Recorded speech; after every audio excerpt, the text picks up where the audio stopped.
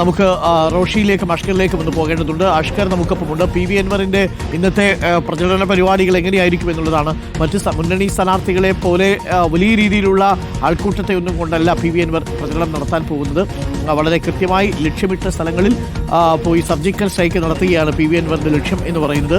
അതുകൊണ്ട് തന്നെ ഏറ്റവും പ്രധാനപ്പെട്ട കാര്യം നാമനിർദ്ദേശ പത്രിക പിൻവലിക്കാനുള്ള അവസാനത്തെ തീയതിയാണ്. അപ്പോൾ അഷ്കർ അലി കരിമ്പ നമുക്കൊപ്പമുണ്ട്. Ashkar Ali Karimba, good morning. ചില ആളുകളൊക്കെ പറയുന്നത് അവസാന നിമിഷം വരെ സസ്പെൻസ് പ്രതീക്ഷിക്കാമെന്നാണ്. അങ്ങനെ വല്ല സസ്പെൻസിനുള്ള സാധ്യതയുണ്ടോ? അൻവർ മത്സരിക്കാൻ തന്നെ ഉറപ്പിച്ച് തന്നെയാണ് എന്നാണ് മനസ്സിലാക്കുന്നത്. നാമനിർദ്ദേശ പത്രിക പിൻവലിക്കാനുള്ള സാധ്യതയൊന്നും ഇല്ലല്ലോ അല്ലേ? Arun, very good morning. അത്തരമുള്ള ഒരു രാഷ്ട്രീയമായിട്ടുള്ള ചോദ്യത്തിനാണ്, അതിൻ്റെ ഉത്തരത്തിലാണ് എല്ലാവരും കാത്തു നിൽക്കുന്നത്. കാരണം പല നാടകീയ നീക്കങ്ങൾക്കുമൊക്കെ സാക്ഷിയായ തെരഞ്ഞെടുപ്പാണ് ഇപ്പോൾ നിലമ്പൂരിലേത്. അത് പ്രത്യേകിച്ച് PV അൻവറും അതുപോലെ തന്നെ UDF മുന്നണി പ്രവേശനവുമായി ബന്ധപ്പെട്ടുകൊണ്ടാണ് ഏറ്റവും കൂടുതൽ നാടകീയമായ രാഷ്ട്രീയ നീക്കങ്ങൾ നടന്നതും.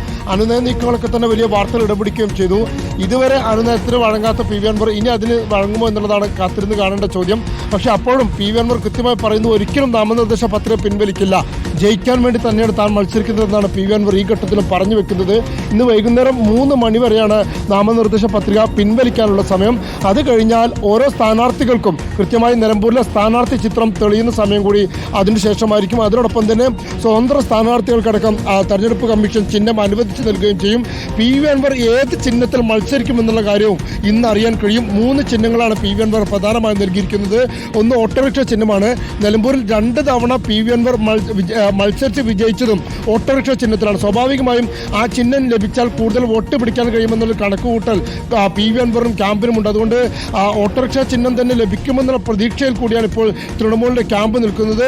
പിന്നീട് കത്രിക ചിഹ്നവും അതുപോലെ തന്നെ കപ്പും സോസറും ചിഹ്നം കൂടിയാണ് PV അൻവർ അപേക്ഷയായി നൽകിയിരിക്കുന്നത്. അതിൽ കത്രിക ചിഹ്നത്തിനും PV അൻവർ 2 തവണ മത്സരിച്ചിട്ടുണ്ടാകും. അങ്ങനെ ഈ ചിഹ്നങ്ങളൊക്കെ തന്നെ താൻ മത്സരിച്ച് വിജയിച്ച ചിഹ്നമായ ഓട്ടോറിക്ഷ തന്നെ ലഭിക്കുമെന്നുള്ള പ്രതീക്ഷ പങ്കുവെക്കുന്നു. കാരണം ഒരു തവണ അതിൽ വിജയിച്ച സ്ഥാനാർത്ഥി ആയതുകൊണ്ട് ഇലക്ഷൻ കമ്മീഷൻ അതിൽ പരിഗണിക്കാനുള്ള സാധ്യത കൂടുതലുമാണ്.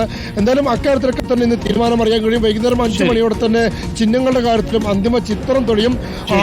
അല്പസമയത്തിനകം തന്നെ PV അൻവറിന്റെ രാഷ്ട്രീയ നിലപാടുകൾ വ്യക്തമാക്കലുകൾ കൂടി ഉണ്ടാവും. ഓക്കെ അഷ്കർ, അത് തന്നെയാണ് നമ്മൾ കാത്തിരിക്കുന്നത്. നാമനിർദ്ദേശ പത്രിക പിൻവലിക്കുന്നതിനുള്ള അവസാനത്തെ നിമിഷം വരെയും ആ സസ്പെൻസ് അവിടെ ഉണ്ടാവും. യഥാർത്ഥത്തിൽ നമ്മൾ ഈ IPL-ലെ 2020 മത്സരം പോലെയാണ്. RCB-യും പഞ്ചാബും തമ്മിലുള്ള മത്സരം പോലെയായിട്ട് മാറിക്കഴിഞ്ഞിട്ടുണ്ട് നിലമ്പൂരിലെ അവസ്ഥ. അവസാനത്തെ ഓവറുകളിൽ എന്തും സംഭവിക്കാം എന്ന നിലയിലാണ്. നാടകീയമായ സംഭവ വികാസങ്ങൾ ഉണ്ടാകുമോ എന്നത് നമുക്കറിയണം. അത് കാത്തിരുന്നാണ് നമുക്കറിയേണ്ടത്.